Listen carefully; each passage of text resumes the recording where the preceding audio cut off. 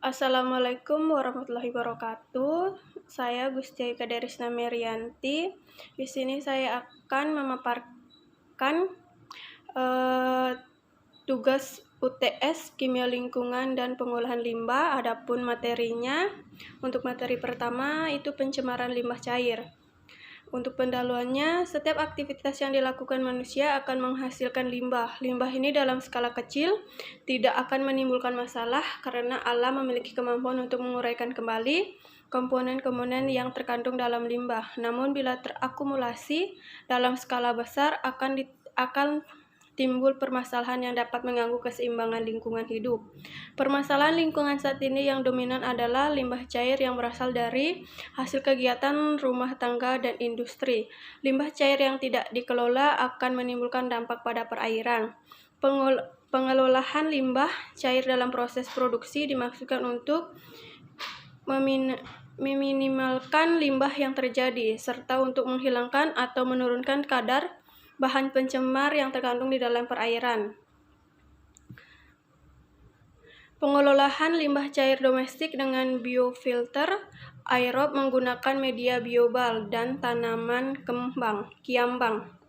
Biofilter merupakan proses pengolahan air limbah. Dengan proses biofilter dilakukan dengan cara mengalirkan air limbah ke dalam reaktor biologis yang telah diisi dengan media penyangga untuk mengembangbiakan mikroorganisme dengan atau tanpa aerasi.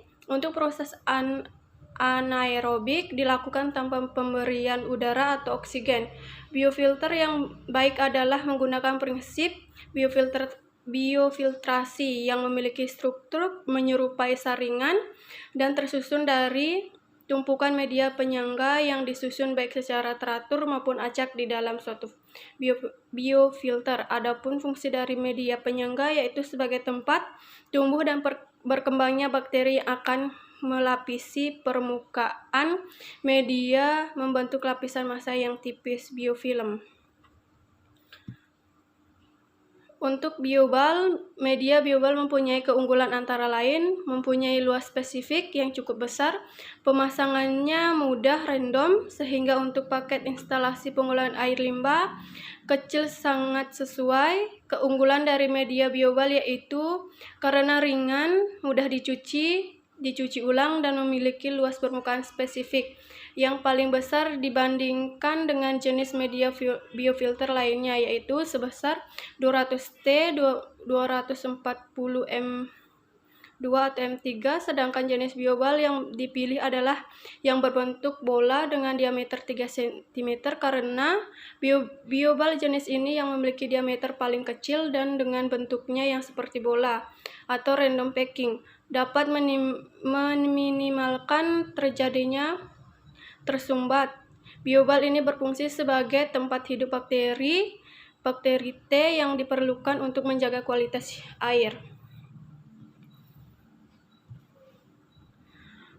Untuk biofilm adalah kumpulan sel mikroorganisme, khususnya bakteri yang melekat di suatu permukaan dan diselimuti oleh pelekat karbohidrat yang dikeluarkan oleh bakteri.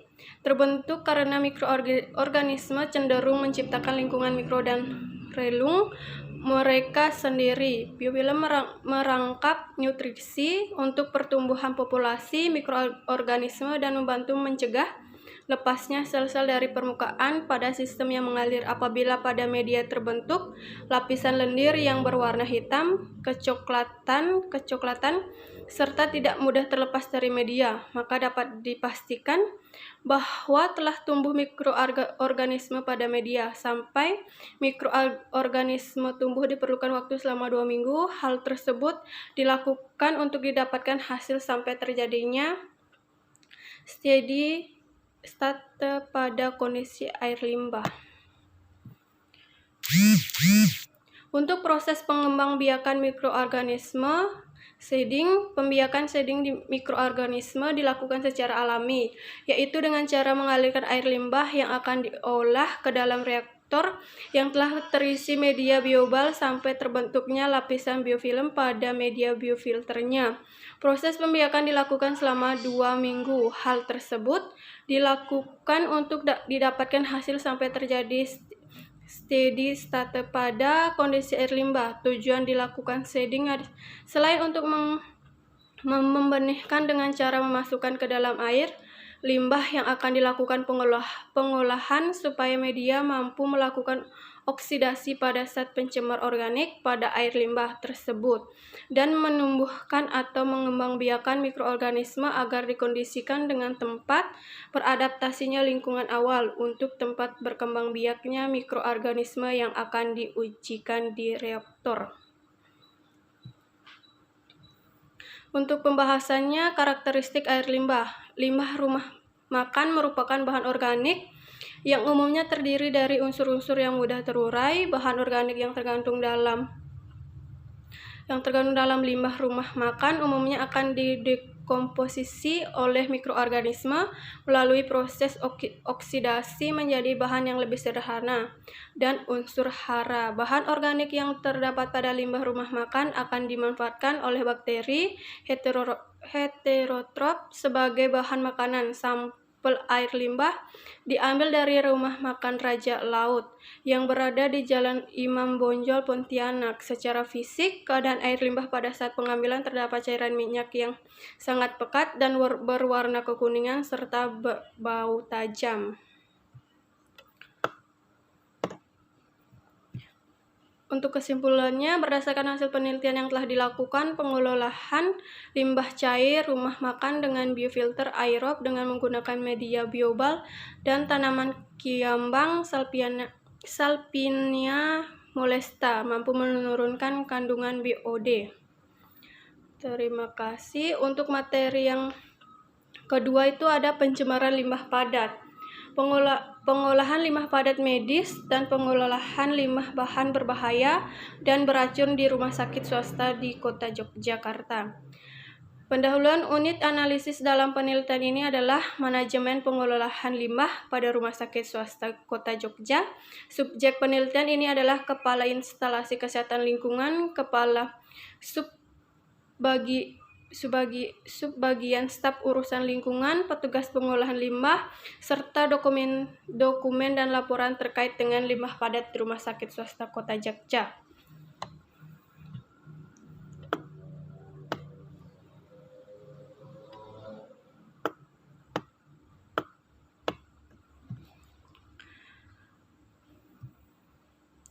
Limbah medis padat adalah limbah padat yang terdiri dari limbah infeksius, limbah patologi, limbah benda tajam, limbah farmasi, limbah sitoksis, limbah kimiawi, limbah radioaktif, limbah kontainer pertekanan, dan limbah dengan kandungan logam yang berat yang tinggi.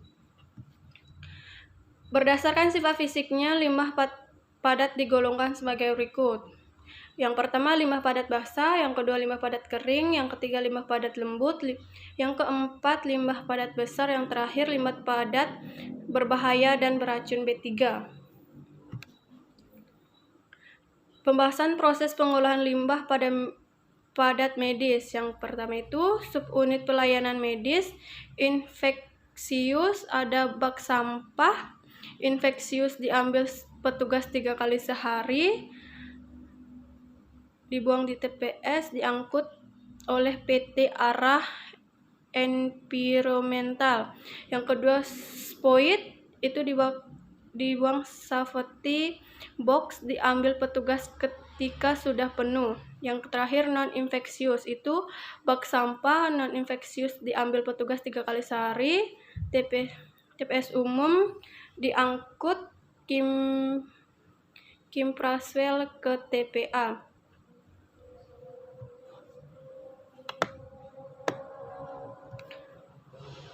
Lanjut, deskripsi proses pengolahan limbah padat medis Rumah Sakit Swasta Kota Jogja hampir sama dengan penelitian Alamsyah 2007, bahwa pemisahan dan pengurangan limbah yang sejenis dan reduksi volume limbah merupakan persyaratan keamanan yang penting bagi petugas pembuang sampah. Sarana penampungan limbah infeksius harus memadai, baik letak maupun higienisnya.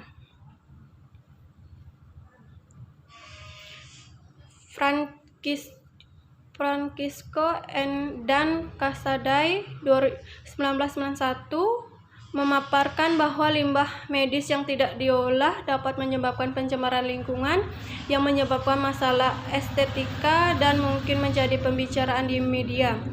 Insenerator yang dirancang dengan baik benar-benar harus membakar sampah dan meninggalkan sisa-sisa dalam bentuk abu dan harus dilengkapi dengan scrubber untuk menjebak polutan udara beracun yang dilepaskan. Jika limbah yang dibuang tanpa pengolahan awal atau masih tersimpan zat kimia, disinfeksi, otoklaf, uap, dan tidak sempurna dibakar, maka masih memungkinkan mengandung mikroorganisme yang berpotensi membahayakan. Kesimpulannya, pengelolaan limbah padat medis rumah sakit swasta Kota Jogja kurang efektif dikarenakan belum mempunyai insenerator serta menyerahkan proses pembakarannya limbah infeksius oleh pihak ketiga, PT Jasa Medifest. Pengelolaan limbah bahan berbahaya dan beracun di rumah sakit swasta Kota Jogja harus diperbaiki dikarenakan proses pembakaran limbah infeksius dilakukan oleh pihak ketiga yaitu PT Jasa Medifest. Terima kasih.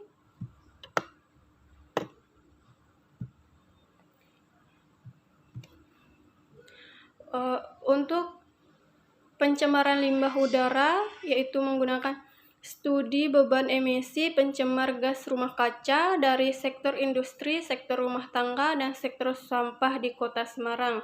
Untuk pendahuluannya, pemanasan global telah menjadi isu penting saat ini, di mana fenomena ini diakibatkan oleh peningkatan konsentrasi gas rumah kaca GRK khususnya CO2 di atmosfer telah mengakibatkan berbagai dampak yang merugikan bagi manusia.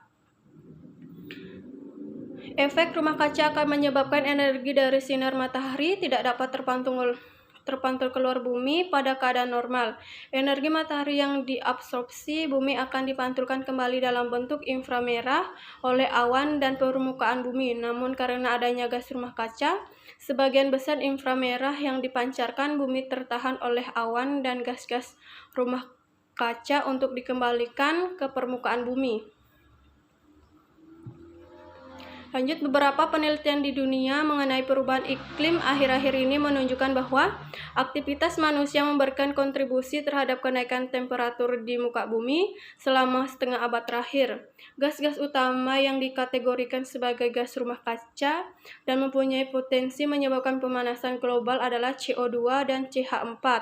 Meskipun CO2 dan CH4 secara alami terdapat di atmosfer, namun era industrialisasi sejak tahun 1750 sampai tahun 2005, gas-gas tersebut mengalami peningkatan jumlah yang pesat dan secara global. Gas CO2 mempunyai persentase 50% dalam total gas rumah kaca, sementara CH4 memiliki persentase sebesar 20%. Efek dari keberadaan gas rumah kaca ini telah dapat dirasakan yaitu peningkatan temperatur di bumi. Peningkatan temperatur ini menyebabkan efek kelanjutan seperti mencairnya es di kutub, kenaikan muka air laut, mengganggu pertanian, dan secara tidak langsung akhirnya berdampak pada ekonomi suatu negara. Dalam metode penelitian ini menggunakan perhitungan faktor emisi untuk sektor industri, LPS, dan sektor rumah tangga. Perhitungan emisi diketahui dari faktor emisi dikalikan dengan pemakaian bahan bakar. Untuk sektor sampah, perhitungan emisi diketahui dari faktor emisi dikalikan dengan jumlah timbulan sampah organik.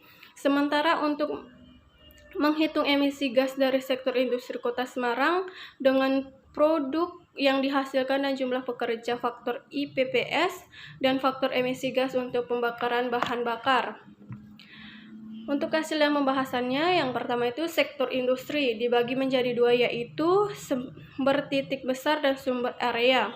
Sumber titik besar diketahui dari faktor emisi dalam dan pemakaian bahan bakar di PT Indonesia Power Semarang. Kemudian dari keduanya itu dikalikan menurut faktor emisi rumah kaca CO2, H2O, CH4 masing-masing. Setelah itu emisi yang sudah dikalikan tadi dijadikan EQ CO2 dengan rumus EQ CO2 sama dengan GG CH4 atau TH dikali konstanta EQ CO2 dalam kurung CH4 ditambah GG N2O atau TH dikali konstanta EQ C2 dalam kurung N2O ditambah GG CO2 atau TH di mana konstanta CH4 adalah 25 dan konstanta N2O adalah 298. Sementara untuk sumber area, cara mengetahui emisinya adalah dari jumlah industri Kota Semarang dengan produk yang dihasilkan dan jumlah pekerja, faktor IPPS, dan faktor emisi gas untuk pembakaran bahan bakar.